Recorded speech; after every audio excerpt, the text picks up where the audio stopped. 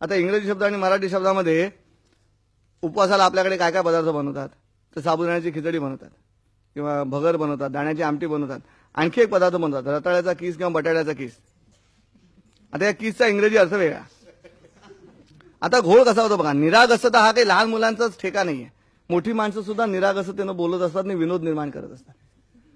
त्यामुळे मी कार्यक्रमाला यायला निघालो, वाटेत एक मैत्रीण भेटली, म्हणाली अय्या किती दिवसांनी भेटलास, घरी चल. म्हटलं नको, मला कार्यक्रम आहे. म्हणजे नाही, इतक्या दिवसांनी भेटलास, घरी चलच, पुन्हा कधी येणार तू. म्हणून तिच्या घरी जाऊन बसलो थोडा वेळ आणि निघालो. थोड्या वेळाने म्हणजे निघालाच पुढे, इतक्या दिवसांनी भेटलास, मी काहीतरी करणारच.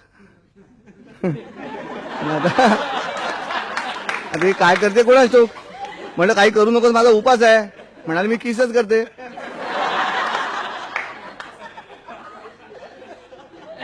पटकन होतो.